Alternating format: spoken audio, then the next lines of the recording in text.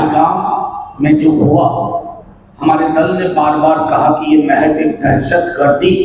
इस तरह की पहलकदमी से देश की सेना का मनोबल बढ़ता। कार्रवाई इसलिए करो कि यहाँ शराब बंदी के नाम पे एक सिंडिकेट चल रहा है।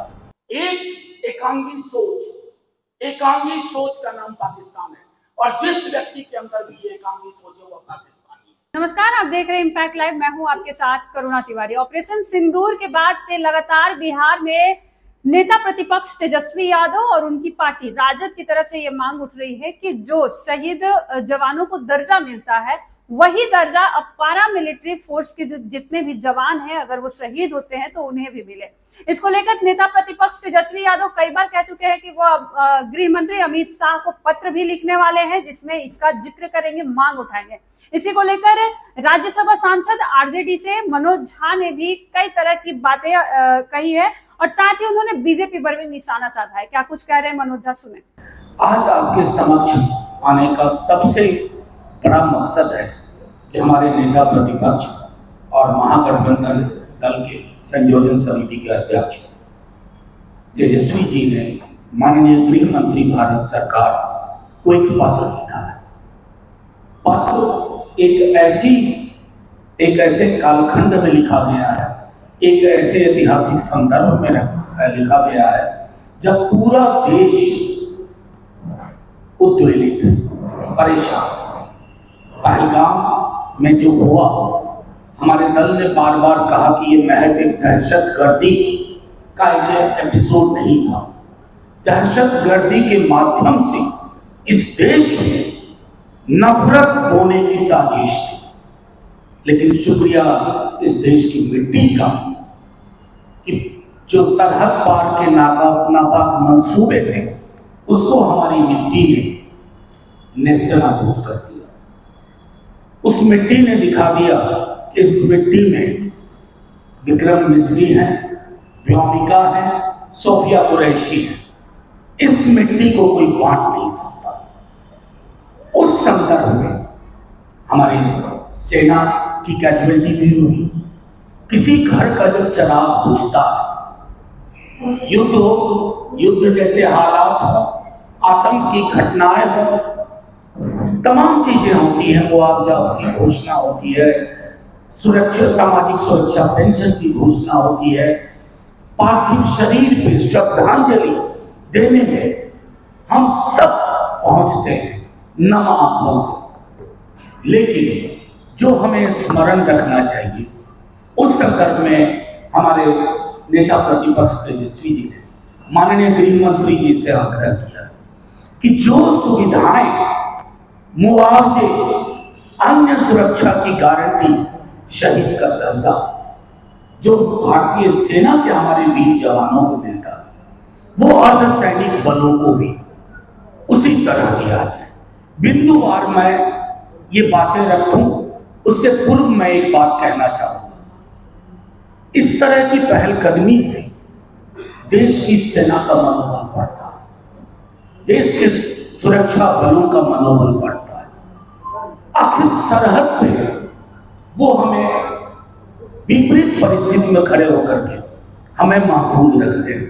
हम आप आज मीडिया इंटरेक्शन कर रहे हैं इसलिए कि सरहद पर खड़ा हमारा हर सैनिक, चाहे भारतीय सेना का हो या अर्धसैनिक बल, उसने हमें महफूज रखा हुआ।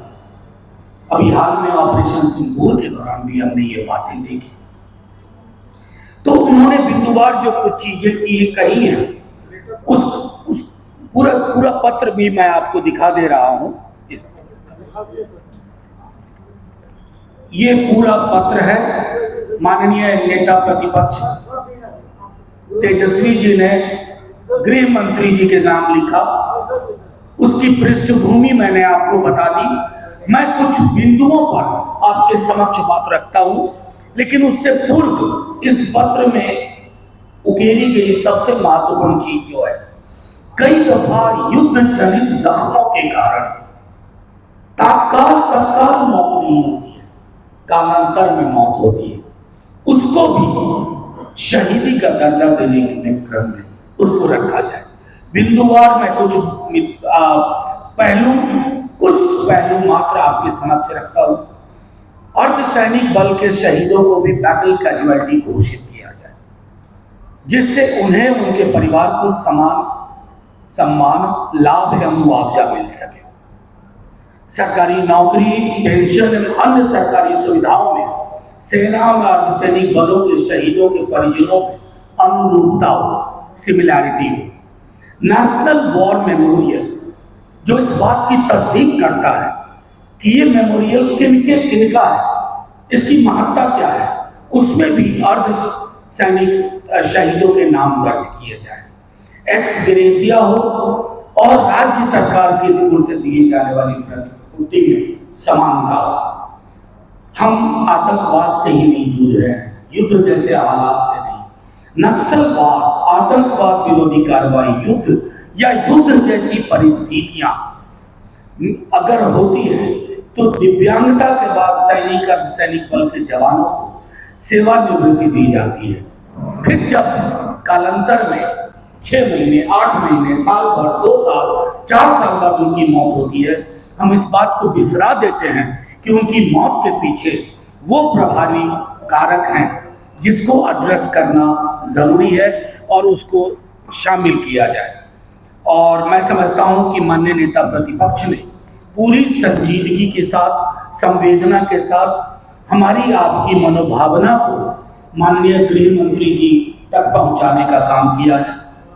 मैं एक बार फिर दोहराता हूं कि आज की डेट में अगर पहलगाम के बाद हमारे सैनिकों ने, अर्धसैनिक बलों ने जो आतंक विरोधी कार्रवाई की, उसकी दुनिया भर में बात यह है कि तेजस्वी यादव पूर्ण नशाबंदी के पक्षधर हैं।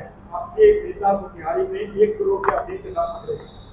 ये मोतिहारी पुलिस का नहीं, मेरा मानना है कि जो कार्रवाई होकर मेरे नेता पकड़े गए हैं तो मैं उनकी पैरोकारी करूं, ये कतई नहीं होगा।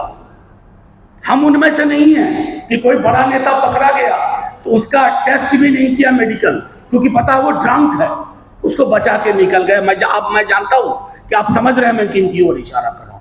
हमारे दल का कोई भी पकड़ा गया, कार्रवाई करो। कार्रवाई इसलिए करो कि यहां शराब बंदी के नाम पे एक सिंडिकेट चल रहा है और वो सिंडिकेट आज की डेट में सबसे बड़े ब्यूरोक्रेट के गोद में बैठा हुआ है। सारी चीजें करूंगा वेंडेटा के हिसाब से नहीं। तेजस्वी जी महागठबंधन जिस दिन सरकार में आएगा, दुर्भावना से नहीं कह रहा हूं, पाई पाई का हिसाब होगा। जनता का पैसा है। आप 150 करोड़ के काम का 200 करोड़ पेमेंट करते हो। और मैं जानता हूं, मैं तो जीतन राम मांझी जी को सामने ला दूंगा, उन्होंने ही कहा था एस्टीमेट घोटाला, ये शब्द मेरा नहीं है। तो कई चीजें होंगी, दुर्भावना से नहीं, वेंडेटा पॉलिटिक्स नहीं, लेकिन एक एक पाई जो जनता का है, जनता को वापस चाहिए। बिल्कुल, आपको मैं बता रहा हूं, अगली बार जब ये सवाल पूछेंगे तो आप कार्रवाई जान चुके। मैं एक बात कहूं, गिरिराज जी के टिप्पणी पे टिप्पणी करना बड़ा मुश्किल काम होता है, क्योंकि उनकी टिप्पणियां खुद सरहद पार की राजनीति से निर्धारित होती है। मैं समझता हूं कि हमारे बीच में अगर कोई सबसे बड़ा पाकिस्तान परस्त है तो वो गिरिराज सिंह जी। उनको वही पाकिस्तान क्या है, एक एकांगी सोच का नाम पाकिस्तान है, और जिस व्यक्ति के अंदर भी ये एकांगी सोच है वो पाकिस्तानी है। रही बात पुलवामा पे सवाल ना पूछा जाए, जवान खोए हैं भाई हमने, क्या ये देश विरोधी बात होगी? मैं बार बार कहता हूं कि देश और देश की सरकार एक चीज है। मैं अगर देश से मोहब्बत करता हूं तो सरकार किसी की हो सवाल पूछूंगा। अगर मैं सवाल पूछे बगैर मोहब्बत कहता हूं तो मैं ऑर्केस्ट्रा ढोली से ज्यादा नहीं। वो उनको मुबारक, उनको कहिए get well soon. Thank you. देखिए, सीधे तौर पे जो मनोज झा है वो बीजेपी पे भी हमलावर होते हुए नजर आए और कहा है कि बीजेपी जिस तरीके से लालू यादव और तेजस्वी यादव की जो वीडियो वायरल कर रहे हैं, अगर हम भी इस पर आ जाए तो फिर बीजेपी बच नहीं पाएगी, यानी मोदी और शाह का हम भी वीडियो वायरल कर सकते हैं। जैसा कि हमने आपको सुनाया, इस वीडियो में मनोज झा ने साफ तौर पे कहा है कि बीजेपी अपने ही शब्दों और अपने ही घेरे में मर्यादित होकर हर चीजों को पेश करे। देखिए इस बार बिहार विधानसभा चुनाव है, क्या कुछ होता है। इस खबर में इतना ही, देखते रहे इम्पैक्ट लाइव। धन्यवाद।